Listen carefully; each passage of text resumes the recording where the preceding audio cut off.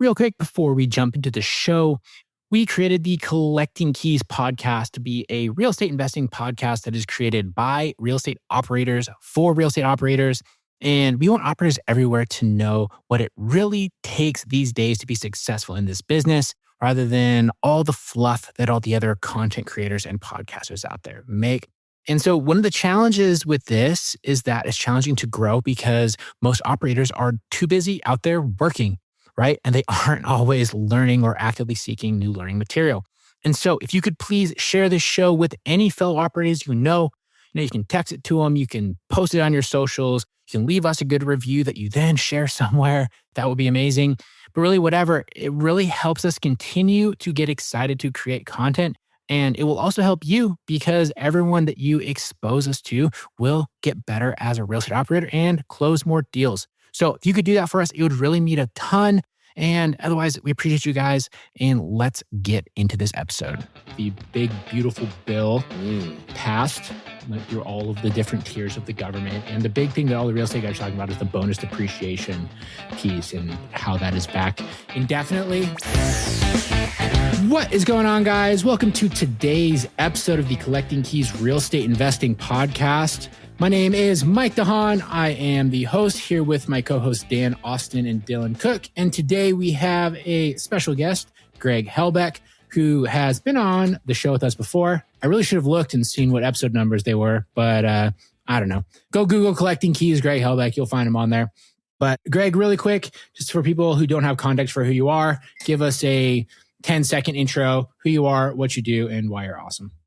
Yeah, I'm an off-market investor in Washington and New York, and I've been doing this business for 10 years now, done probably 400 properties. And yeah, I mean, I pretty much do everything minus creative finance. I've done a few of them, and I think that's kind of weird. So I stick to mostly cash offers. And yeah, I definitely have a lot of experience with like off-market bullshit. So yeah, absolutely. So the bullshit. Right all at this point. Yeah. And if you guys have not listened to Greg's show, what's your show called one more time? It's called the Real Estate Investing Fast Track. That's right. Yeah, Real Estate Investing Fast Track you to deals. There you go. Perfect. True. The Disney World. Another great real estate show to add to your repertoire along with Collecting Keys. And Greg's also a great operator if you can't tell. Right on, guys. If you're the first time here, this is the Real Estate Operator Show for operators by operators. Well, we are rolling into this show today. It is July 8th when we're recording this. And one of the big topics of conversation, which we should dive into, I don't like to be overly political, but it is a big thing, I guess, I'd say in the real estate world, is the big, beautiful bill passed. Went through all of the different tiers of the government. And the big thing that all the real estate guys are talking about is the bonus depreciation piece and how that is back indefinitely, which I always think is funny they phrase it that way because it's really just back until the next people come in and fucking get rid of it again. But it's been one of the most common discussed pieces amongst the bill, amongst real estate folks. And I guess essentially what it allows you to do is it allows you to take that bonus depreciation moving forward so you can reduce your income and your tax even more as a real estate professional off some of the assets that you acquire. And you had a bunch of other bullets on this, Dylan, related to it. So you had Section 179, expensing limits doubled, 20% pass-through deductions on net rental income. Dylan, for those of us who aren't as smart as you, make it easier to understand. What is it?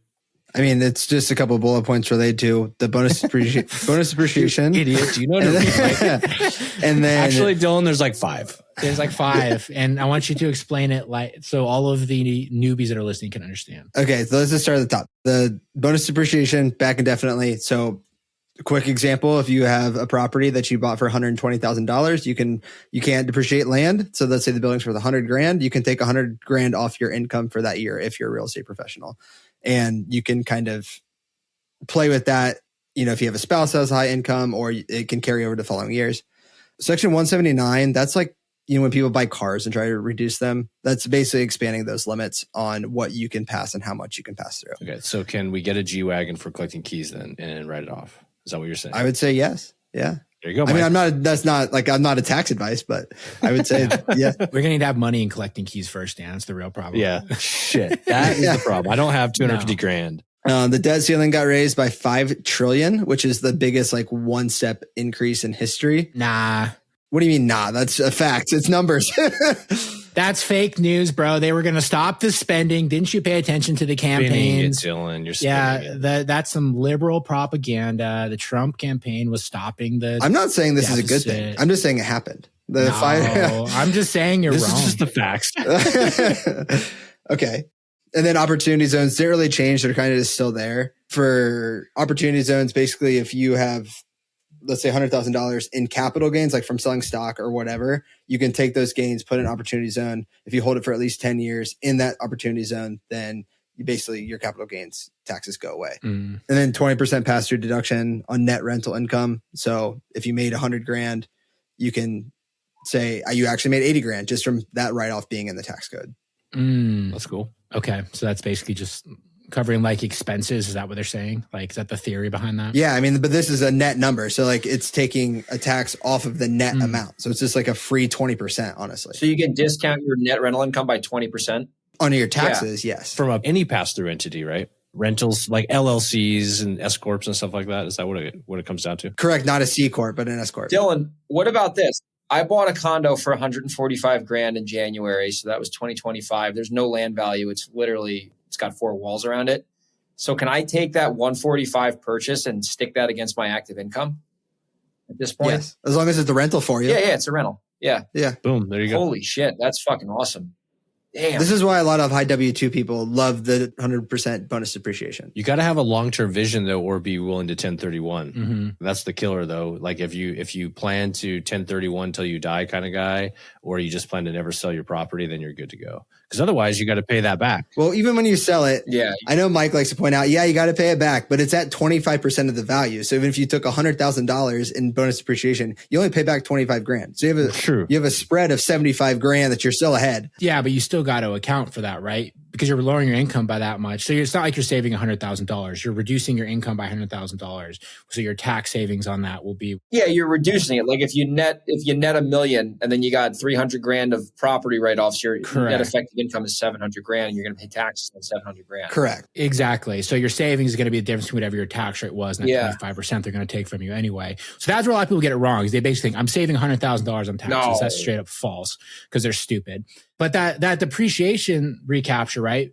It is important to consider that because, to Dan's point, if all of a sudden you have to pay that $25,000 back, the problem is most people don't think that way, right? And all of a sudden, is they go and they sell the property and they go to get their tax bill that next year, and they're like, "Fuck, I owe how much money? Like, I didn't count for that at all. I was buying boats and shit." Totally. And because like that's just how the average schmuck works that fully buys into this kind of stuff. The ones that are talking the loudest about it on Facebook, they don't think about that. Yeah. Right. If they did, they would be focused on making more money where it doesn't really matter. Right. Like, they don't need to stress out about this and make this their whole personality now. Yeah. Yeah. I mean, don't buy real estate just for the tax benefits, totally. For sure. But if you're making $500K a year, you could offset $500,000 worth of income. And then you could even go a step further. Let's say you had a traditional IRA that you want to convert to a Roth because that's based on your income. Well, now you can do it at a lower tax bracket. So you can get levels to this. Yeah, totally. I won't say this out loud or like who it is, but there's a person in GoAbundance who like his kids were on Medicaid because his AGI on paper was nothing, right? His gross income was basically nothing. His kids are on Medicaid. He's worth $10 million. Yeah, he can fucking suck it now because that's gone too, motherfucker. So jokes on you. That is true. You lost that as well. But I mean, and on this point too, is if you are a higher income person, definitely don't ever invest as like an LP in a deal where the only upside is the tax benefits, because I guarantee you that person is about to rob you, because that seems to be like the number one play for all of the syndications and the GP deals that have gone sideways over the last number of years. Is they're going there, finding their doctor friends and their dentist friends and their lawyer friends and saying, "Hey, would you like to reduce your $1 million tax bill to $500,000? Awesome. Let's go and put you into all these properties. I will give you all the depreciation as a limited partner, and basically I'll get the equity, and then you can only pay taxes." And then they just steal your money, and that entire deal sucks.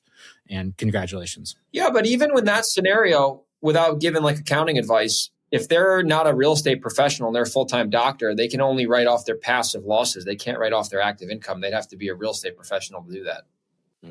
This is true. That is true. So what a lot of them will do is they'll like, so my wife is going to go and get a real estate license. Oh, yeah, I got you. Right. And then she's going to be involved in the day-to-day doing the bookkeeping. And they'll file the taxes jointly. Exactly. And they'll do some bullshit. And their wife hasn't, she sits on cupcakes for a living, but she has a real estate license now. So that's great. Has a real estate license. That's really all you need. Like if you have a real estate license, it's pretty easy to justify like real estate professional. Hey, so you've heard us mention our Scale community before, and I don't have a lot of time, so here are the quick highlights. In Scale, you get all of our processes and systems that we use to do about 150 deals every single year. You also get a community of investors that are verified crushing it in their markets, otherwise they wouldn't even be members, and that way you don't have to waste time with non-starters like you find in other groups. You also get preferred relationships with marketing companies and even lenders that will give you 100% financing. If you just heard all that and said, nah, I don't really need it, that's not going to help me, I don't know what to tell you. You're lying to yourself because all of those things are guaranteed to help you explode your business and buy more deals next year. So go to collectingkeys.com/scale and let's see if you qualify. So how are things for you, Greg, out there in Seattle?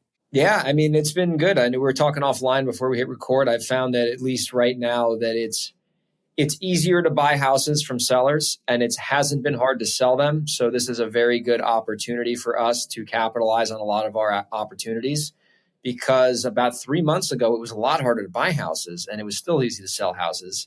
So recently I've seen it's just the acquisitions have been much easier and we haven't seen a problem with any retail flips or assignment deals. So I told Brett today. Greg, are you, not to cut you off, are you saying easier to sell to both end buyers and to retail buyers? Nice. Yep. Novations, the whole thing. So I'm like, we got to squeeze all the juice we can out of this because you don't know when the market's going to pivot next. And I've also seen that, at least in some areas in New York and even Seattle, like the Seattle Metro, like if you're above the median, it will sit. It all has to do with inventory. But if you're below the median and you're in a good price point and you underwrite like a professional, not like a fucking idiot, most likely you're not going to have an issue selling. But there are some other areas I've seen in the country where, if you're in Florida or Texas, it's like a fucking falling knife that you're trying to catch. So you really got to know your markets now. It's kind of funny, Greg, because you've been in real estate for longer than all of us, for 10 years.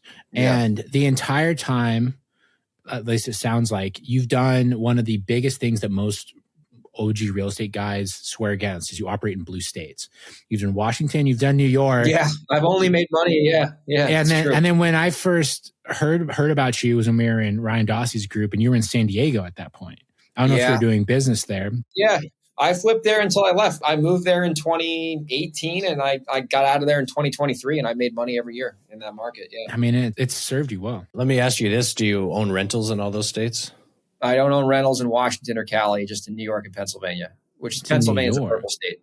Yeah. Yeah. I would say holding rentals is where people would think it's more risky, but yeah, I've only made money in blue states. So yeah, I'll be honest with you guys. Right now, we are getting pounded in the rear end with rentals between vacancies and evictions. And I will say the blue states fucking suck for that because you can't evict people. So if you have a bad tenant that you place or if you inherit a bad tenant, you really do get fucked. Like as a landlord, like it's absolutely insane. I had a guy get arrested while he got evicted at the same time. And he like tore my entire property up to smithereens. Like it's completely like it's a health violation at this point. And I haven't gotten a penny in income on that since October. And I won't be able to rent that out until September. So that's basically a year of no income and consistent. Thank God I don't have a mortgage on it.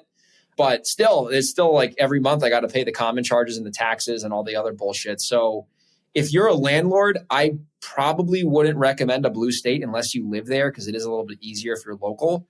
But in terms of flipping, I've found that the blue states have been better real estate markets. Like New York City suburbs has always got good demand. There's a lot of money there. Seattle's the same thing. San Diego was exactly the same thing. So I think if you're flipping houses, I've found that the blue states, even though that's the only states that I'm familiar with, have been very, very good for transactional stuff. Right. Makes sense. Is there any kind of rent relief or landlord relief in New York? Because Washington does have that. Is if you follow the rules. For tenants or landlords? For landlords. I've been the beneficiary of this. I had somebody that didn't pay me rent for a year and a half, as long as it took me to get them out. Holy shit. And then when I finally did, I essentially got a payment from the state government for 14 months worth of rent. So I ended up missing out on like 4 months. I feel like that was like a COVID thing, though. I don't feel like they do that now. Did they end up rolling it down? Because it was still going after COVID. I remember it was active as recently as last year. I bet you they rolled it down. There's no way. I got one ERAP check from the state because I got fucked by a tenant, and they paid me like $10,000, and it probably cost me $25,000 to get that fucker out after we paid him and got the lawyers involved and didn't get paid rent and had to pay the mortgages. So I got some money back, but I didn't get everything. And a lot of the properties I buy are hairy. So like I know going into these deals that they're going to be a shit show, but I get them at the right number. So I'm not really pissed off when I'm, getting somebody arrested at my property.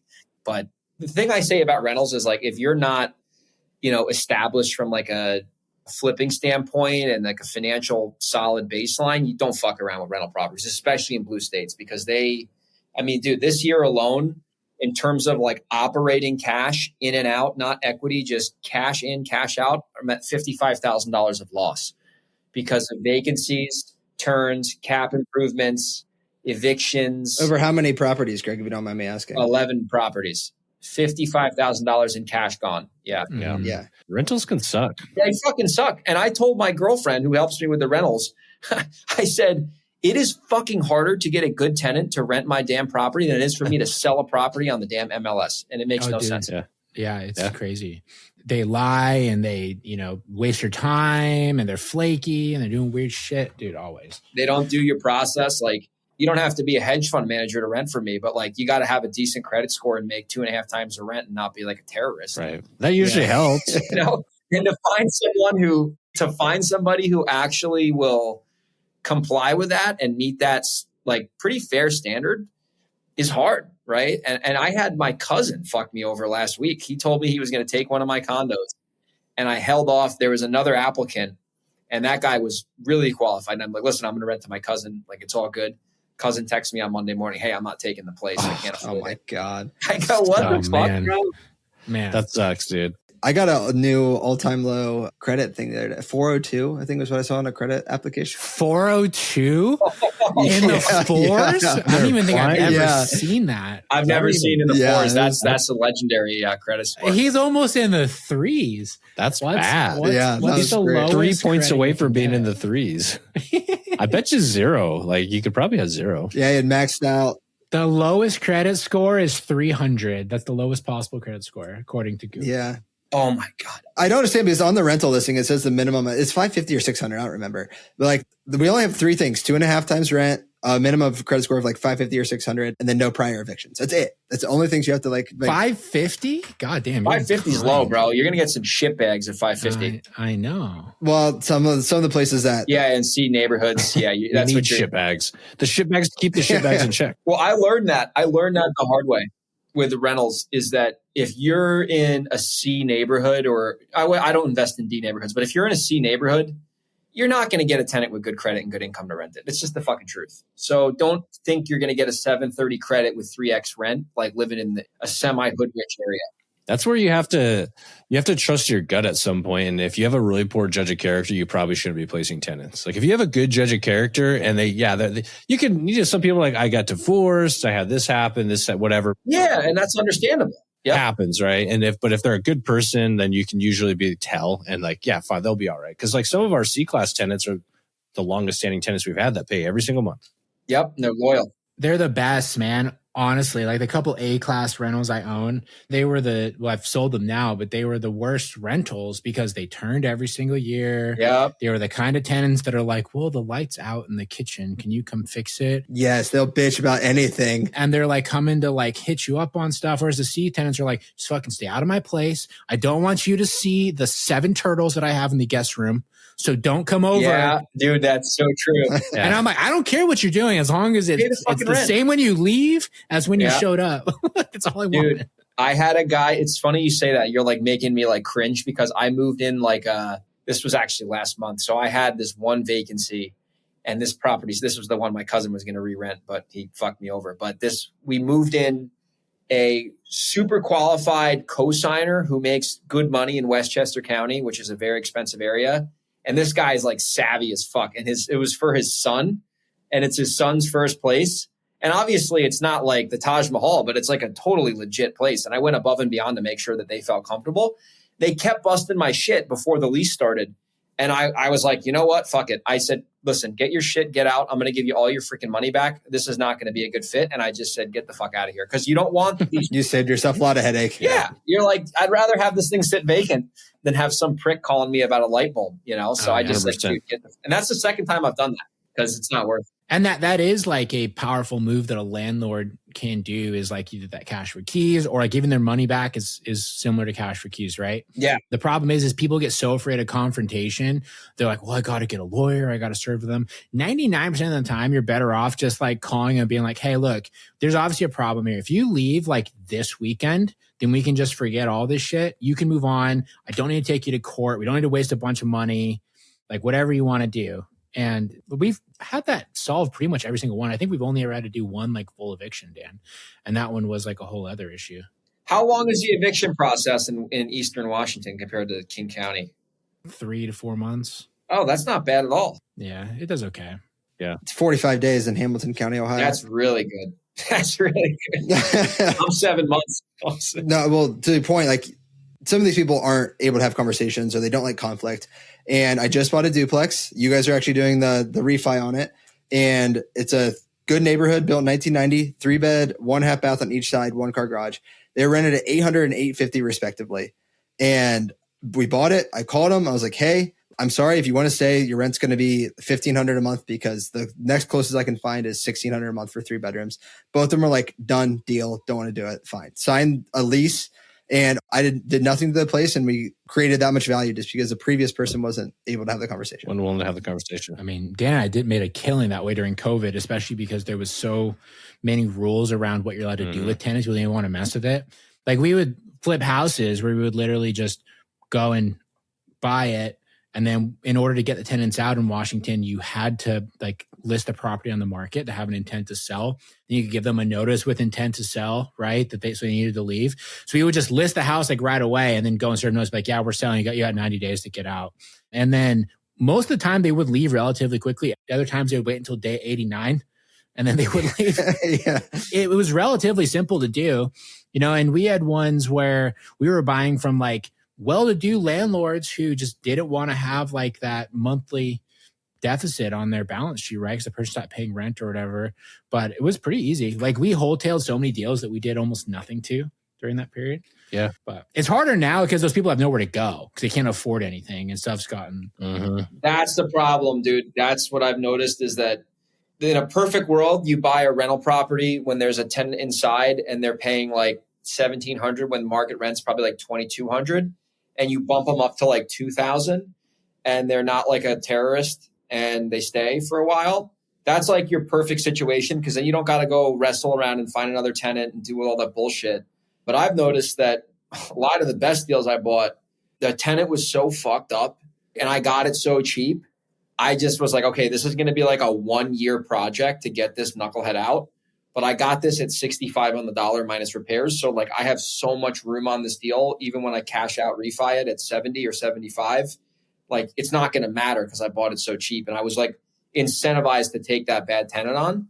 But it's hard to relocate people now, especially in like, you know, the really blue cities where I invest in. 100%. Especially if they're tenants. They don't have any money when they're tenants. If they're owners at least might have some equity. They can buy a trailer. Owners have some equity. Sometimes, but honestly, the big challenge is owners, especially if they're distressed, they have trouble coming to the realization they're going to have to not be owners anymore. Yeah. Right. And they're wanting to buy houses that are typically nicer than the shithole that they're moving out of, but they're not getting enough money out of it because they always have liens and other bullshit right now.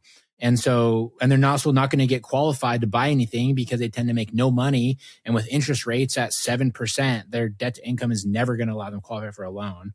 I mean, Dan, do you think 80% plus of our deals are having some kind of holdback, like rent back right now? Oh, yeah. At least. Oh, yeah.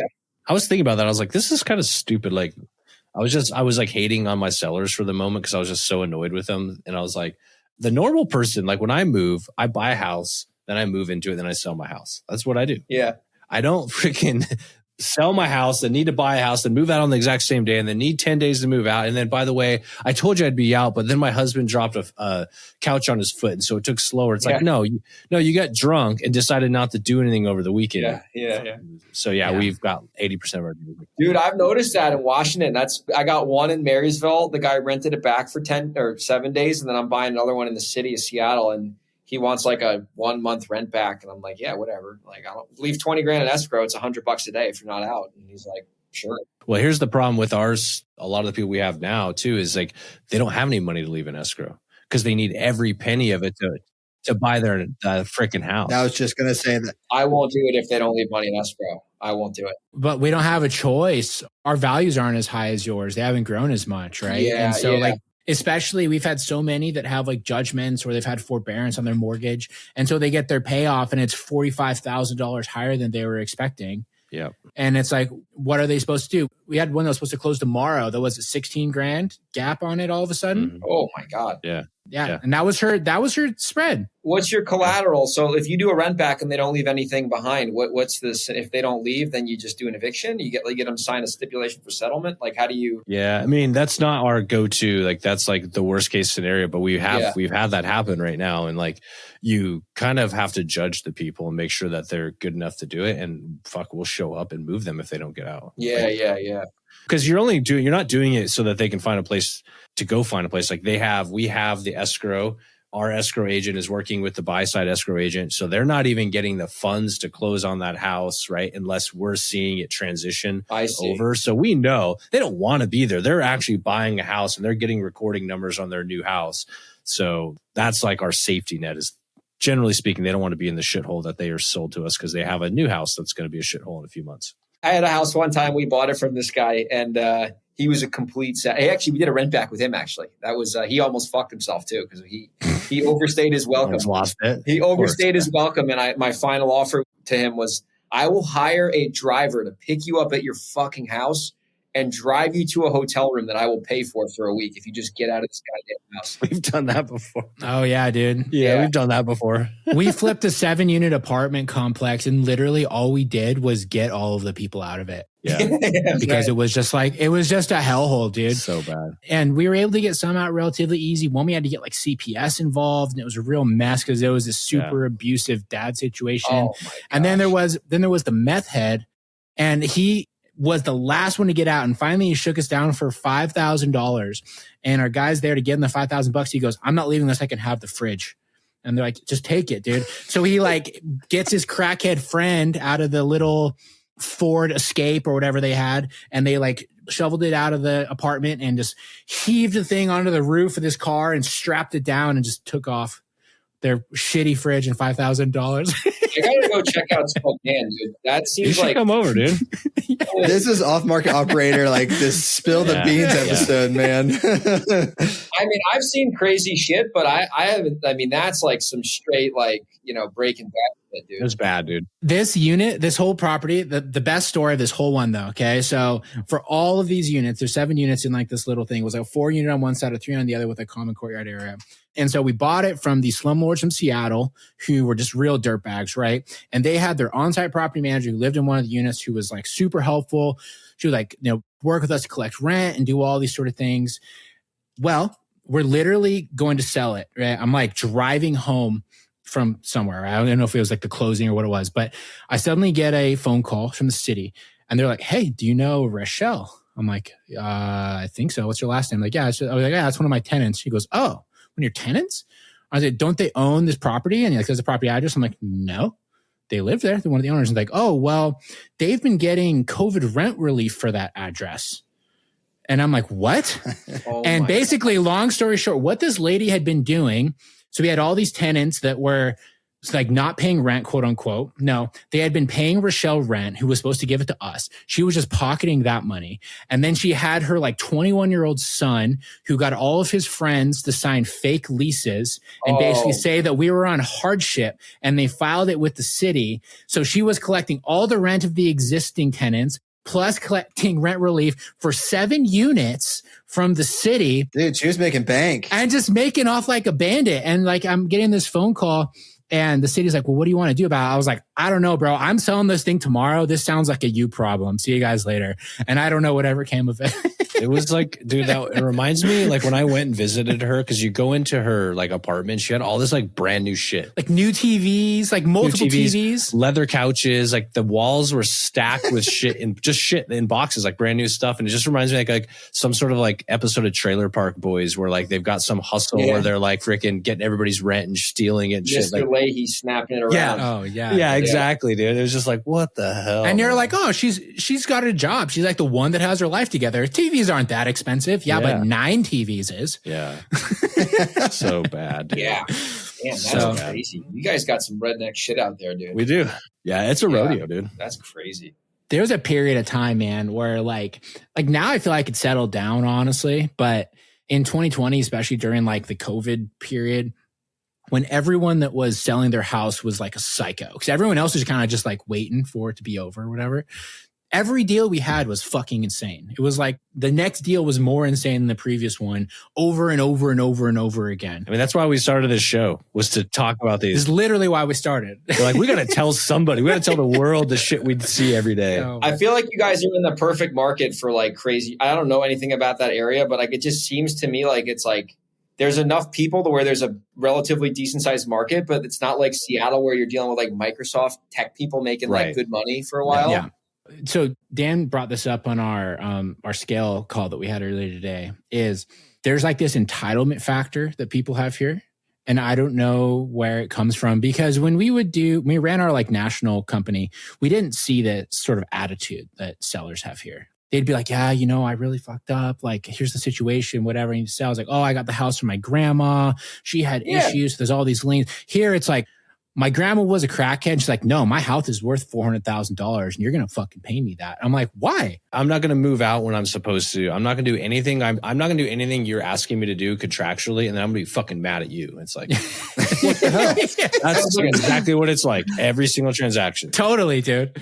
Everyone, man. They'll fight you tooth and nail. That doesn't really happen in Seattle that much. Greg, I got a question from you to get rid of your Pacific Northwest cities. You've been doing this for 10 years. Yeah. And you just said that right now it's kind of like easy on both fronts right now, or easier. Is there a time frame, like, I don't know, from like the 2015 to 2020 time frame that you can compare this to? And like what works then versus what works now? Yeah. So I'll give you the evolution. So when I first got started, I didn't know what I was doing. So that was a huge problem. No one does. But despite that, it was very easy to get deals. Like once I got my shit together and I started understanding marketing and systems, I mean, dude, before 2019, you could literally spend like $1,500 on mailers and get a deal, like clockwork, sometimes two. It's crazy. So it was like the amount of saturation wasn't there, especially in New York, because that's a really hard place to operate in. And I was from there, so it like gave me a huge advantage. So that was like really fucking easy to get deals. And like you were spending like practically nothing in ad spend to get like actual deals under contract. And then if you flipped them, the market was hot. If you wholesaled them, if you got it at the right price, you could get a buyer. So like basically from like 2018 all the way up until like 2021-ish, it was like getting a little bit harder, but not terribly hard. Like once like 21 came around, I just noticed that like the market of real estate investing got like really saturated. Like softwares came out, YouTube exploded, even though it was still big. And like the cost to get a deal through advertising went from like 3,000 or 4,000 to like 7,000 to 8,000. And I was like, damn, like this is crazy. I got to spend way more money to get the same fucking profit. Like this kind of sucks, but it is what it is. So I've just seen it like constantly like rise and rise and rise and rise. And now I'm seeing it kind of like taper off. Like it's still pretty high. It's like 8 to 10, but I don't see it really getting any harder now. And at least like currently, like what's it, July, I'm seeing it get a little bit cheaper. I don't know if that's going to stay or go, but. So your cost per deal right now is between 8 to 10 grand? Yeah, BBC. That's pretty high for my market. But in my market, it's really expensive, right? So like the median house price in New York is like 600 grand. Right. So it's really not. True. And your profit per deal is probably larger because of those higher numbers. Yes. Like an assignment deal in New York is like $30,000 to $50,000. Yes. Yeah. That'd be a killer deal for me. You're talking about a house that's worth 600, right? So exactly to get a 30 or 40K spread, it's not that hard because if you're getting it at the right number, it's all relative to based on the sales price. Yeah. The ratio is about the same, yeah. Versus what your cost per deal versus your revenue per deal or profit per deal. I got a buddy who just closed a wholesale deal today in the New York area. He made $130,000 in a wholesale. There you go. Hell yeah, right? dude. So, and we did one 2 weeks ago. It was 110 or 105. Beautiful. So it's like, because you got so much margin on these fucking houses. My highest wholesale deal ever, I think, is 80. That's really high. That's good anywhere. 80 grand is insane. No, but I'm saying out of 150 some deals. Yeah, but Dylan's in Cincinnati where houses cost 100 grand in a Cracker Jack box. So you stole that house, Dylan. Yeah. No, a buyer stole the house.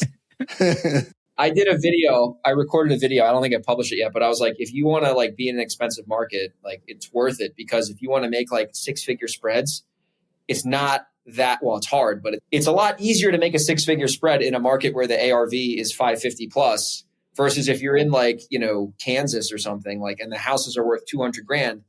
The only way to really make 100 grand is if the seller like pays you to buy their house, right? Like, yeah, totally. You know what I mean? It's really, the numbers don't really work. So I've just found like being in an expensive market, whether it's Seattle or New York, it's just. Do you still do mostly direct mail then as your channel, or like mail and Google search now? We just cranked up the PPC mail and Google YouTube search, as well, which has worked really well. YouTube ads. Yeah, it's because you got a bunch of tech guys over there. Totally. That would never work in Spokane. Yeah, dude, the cost, this is crazy. The cost to get a gross lead, not a net lead, is like $85 in Seattle off of YouTube ads. Really? To get a straight conversion on my website. Yeah. Sure. That's a gross lead though. That's not qualified. That's like, yeah. Still not bad. I understand. It's not qualified. Yeah, I get it. Not bad. But you need probably 3 or 4 to get a net lead. So it's really like $400.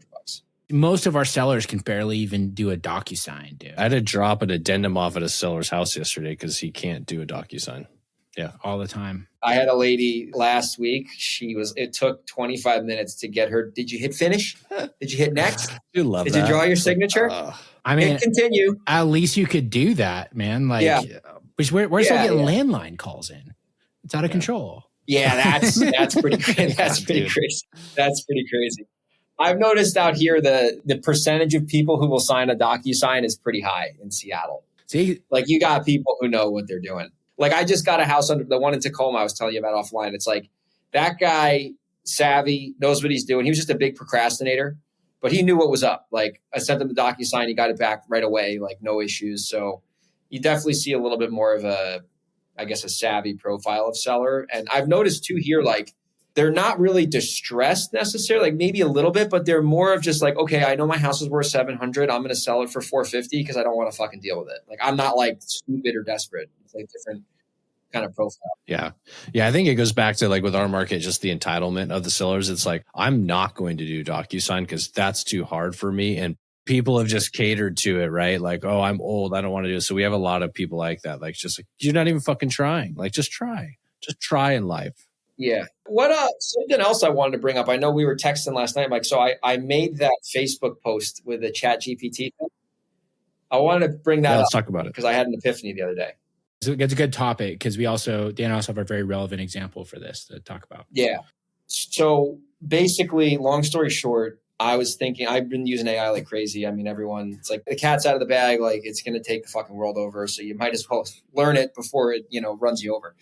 So I was thinking, I'm like, all right, I got a decent assignment agreement, but it's definitely got some holes in it. And I got this house over in Pierce County that I'm assigning right now. And the buyer's being a complete clown, right? And like, I think he'll probably close, but if he doesn't close, then I got to like fucking get the cancellation letter and get the, you know what I mean? It's a whole fucking racket out here. So I'm like, what if I add language to my assignment agreement that says, first of all, it's not binding until the earnest money clears escrow. Second of all, if the buyer doesn't close on the date of the contract for no reason of the seller or the assignor, then it's an automatic default, no cancellation, like guaranteed default. Like you don't have to even send a notice out. It's automatically they defaulted. And then the earnest money is automatically forfeited, right? Assuming there's no issue to the seller or the assigner, like if title's clear and there's no issues. And then also it gives me the ability take back control over the property instantly if they default, because when you assign a contract, technically you assign your contract to someone else for a fee and they're in full control of the transaction. You basically can't do shit. So it basically gives me control back of my deal. And then also it allows me to accept backup offers and basically put them into escrow in case the buyer fucks me. So I had ChatGPT and a couple like legal documents I have basically put together this like bulletproof assignment. Obviously it has to go to court if, we have to use it, but basically protects me as a wholesaler. I see a lot of people, the wholesalers get involved in a deal, they assign it to somebody else. Maybe they know what they're doing, maybe they don't know what they're doing, but basically they give up in complete control of their deal. And now like the success of the transaction is in someone else's hands. And if you don't never work with them before, you have no fucking clue if it's going to work. So I basically reshifted my assignment agreement to where if the buyer fucks up and it's no fault of the seller or the wholesaler, the contract automatically comes back into me. I'm back in full control and I can close it cash or whatever. And then the deposit automatically gets released to me as liquidated damages. And then I can accept a backup offer basically before we even close with the first offer. So if that guy fucks me, I have the backup offer in place to basically close at the same time. So I'm just trying to tighten up my business. And just when you do a bunch of deals, you see like shit go sideways and you're always trying to like fix it. So in that situation, are you basically lining up a lender for every single deal just in case they don't come through? If it's really cheap, I'll just buy it cash. Like if it's like sub 250, I'll take it cash. But if it's like a big buy or something and I know the buyer's going to fuck me and I have like a 3 or 4 day notice, I can probably get a private money lender to fund that back. It might have to extend the closing. We may have to extend it 3 or 4 business days. But if it's that good of a deal and the buyer ultimately fucks me and I have like a 2 to 3 day notice, I can get funding within like 3 to 5 business days. Well, here's another fun hack you can add to your contracts to make that even easier is you can say that you have the right to extend closing up to 7 days without needing approval of other parties. That way, if you do have to extend it, you don't have to get any assignment or any addendum signed or anything. You can just do it. Dude, that's interesting. I should throw that in there. We started doing that because nobody out here uses DocuSign, and we would like have a property that we were buying out in like rural Idaho, and we would get delayed just because, you know, funds didn't clear in time. And the escrow company would be like, well, you need to get a addendum signed to extend it for 24 hours. I'm like, I'm not driving out to fucking Kellogg to meet a guy in a bar to get a thing like paper signed because he doesn't know how to use DocuSign. Just make it up on PDF at that point and send it to him. Like, fucking... Yeah, so that makes sense though. And then I guess on that piece, like where it comes weird is, I guess with that sort of viewpoint is you are fully prepared to close on every deal that you contract. What if you don't actually believe in the deal as like a end buyer? That's a good point. So we have a company policy where if we're going to assign the property and only assign it, like if the buyer doesn't come through, we're not buying it. The seller knows before we even tie it up that it's basically contingent upon another buyer coming in and closing. Okay, cool. So you make it clear. That's fair. Like basically like in New York, it's a little harder because you get lawyers involved and then everyone's got their opinion. But like in Washington State, like we'll just throw in like, we're like a glorified middleman, right? We're most likely going to assign this. You know, if we don't find a buyer, we're canceling. We have 10 days to let you know if we're going to find a buyer or whatever we want to decide. So the risk there is like, let's say we go and we get a buyer and, you know, we tell them, hey, we got a buyer, we're good to go. And then at the day of the closing, the buyer bails. In that case, we would be in a little bit of a jam. At least they were forewarned. Yeah. Yeah. Sometimes it's easier too, because if you need to get multiple people in and the seller knows like, oh, they're bringing other potential buyers, not their contractor, not their insurance guy, not their appraiser. Yeah. Well, that's all just, yeah. Right. Yeah. I got my third contractor coming in to look at the same house. Yeah. I mean, I'll give you an example. So the guy in Tacoma, the one I was telling you about offline, this guy was like a 7-month follow-up. He was like the flake of all flakes. It was like impossible to get this guy to commit to doing a deal. So when he called me back, because I wasn't even calling him, he literally emailed me and called me. He's like, yo, are you ready to do the deal? I'm like, I haven't heard from you in fucking 3 months. Like, I guess so. So I called him and I was like, listen, I'm still down to do this, but like this has been going on for like a long ass time. Are you cool if I just assign this, which means I have like 5 business days to get an end buyer to pay more than I'm paying you? And he's like, yeah, that's fine. I don't give a fuck. As long as I get my 240, I don't care. That makes your life so much easier, not having to play the bullshit games. I know. Yeah, you're just being real with them. And the same thing with novations. Like I see a lot of people like do novations like really slimy and shady.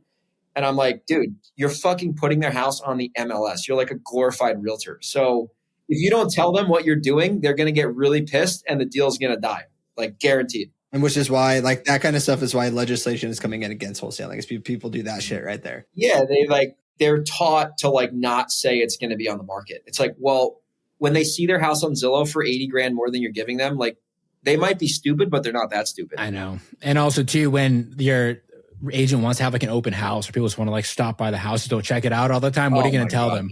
You know, it's like a family that's coming to look at the house they're buying in a novation. They're like, oh yeah, it's our plumber and his wife and kids. Yeah, dude.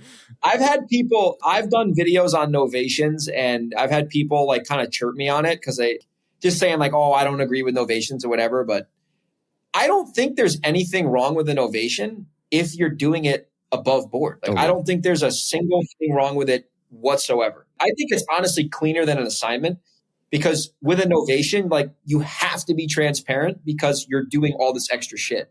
Well, and there's probably a lender involved. They're like, on the novation side and buyer side, right? So yeah, I got no problems with novations. I think even two people say like, oh, well, if you're doing a novation and you're not doing any work, what value are you bringing? I'm like, are you fucking high? We're professional sellers. Like we literally sell houses for a living. So we know exactly how to make sure the buyer's not a bullshitter, how to make sure they're pre-qualified, do the punch list items, make sure the house is going to pass inspection. I have one right now. $30,000 we had to spend to get the oil tank that was buried in the ground remediated because there was a whole state case opened. Like we're bringing all this value to the seller. And yeah, we had to pay 30 grand to get that freaking remediated. And the seller doesn't have to pay for that. So if she didn't have us in the picture, she would have been screwed. Yeah, totally. That's 100% more than a freaking real estate agent who would just be like, well, all I do is call people. And so there's an oil tank in your backyard. And I mean, I don't know if you don't have the money. I don't know what to do. Either do I. Yeah. And also, I think you're being generous, Dan. You're saying the agents are going to call people? No, they're going to wait for people to call them. They're not doing shit. This is true. No. This is true. Okay. Sorry. Yeah. I overstepped. My bad. Dude, novations are fucking awesome. Like if you do them the right way and you communicate them effectively, like number one, they're not as hard to like convert. I mean, they're not easy, but they're not like impossible. And you can actually bring mega value to a seller. Because if you actually, when you're flipping houses and you do fix and flips a lot, like, okay, where is this house going to get fucked out of inspection? How do we fix that preventatively? What buyer is going to fuck me with an offer to get me in the door, but then cancel 2 days before closing? How legit is their lender? Are they real? Do they have we literally do all this for a living because it's usually our money on the line. But when you do a novation, they get all the value of like a flipper's knowledge without having to take a super, super, super low ball offer. And, usually we make like 20 or 30 grand on a novation. And it's like, if you're a seller, you're getting 30 grand more than what we would offer you cash. You got to wait like 2 or 3 months because you can't really get around that. But you don't have to worry about anything else. I freaking love them, dude. We just do more of them every single year now because we get more comfortable with them. And I believe in the actual offering a lot more than I did when I started. For sure. Awesome, man. Well, you should come back and tell us about more how you're putting those together. Because I think that would be a very, very popular topic for people. Happy to be a somewhat frequent guest, man. You guys got a good show going. Absolutely, dude. Yeah, I'd love to just hear more about how you're putting those novations together. I know it's a very common question that gets asked a lot, and there's a lot of that information out there. So we'll try to do that in the next couple of weeks here. I'll talk to you after the show. Yeah, that'd be good to do a novation show. Yeah, right on. All right, guys. Well, we got to wrap up here. Greg, real quick, one more time, where can people find you, follow you, reach out to you? They can go to my Instagram, which is @Grego37, and follow me on YouTube, youtube.com/@Greg Helbeck, REI. And we put out 2 to 3 videos a week. So if you want more of my content, that's where you'll find it. There you go. We'll go check him out, guys. In case you can't tell, he fits in with the Collecting Keys vibe very, very well. Awesome, guys. Well, thanks for listening. Please share the show with all your friends, real estate involved or not. I mean, I think there's always something that somebody can gain out of just hearing people talk about making money in business and investing, all that sort of stuff. So we appreciate you guys listening, and we'll talk to you guys next week. See you. See ya. Thanks for listening, everyone. If you want more from us, you can shoot us a follow on Instagram. I am at Mike_invest. Dan is at InvestorManDan. And Dylan is at Dylan_does_deals. Shoot us a follow and send us a DM to let us know what you think of the show.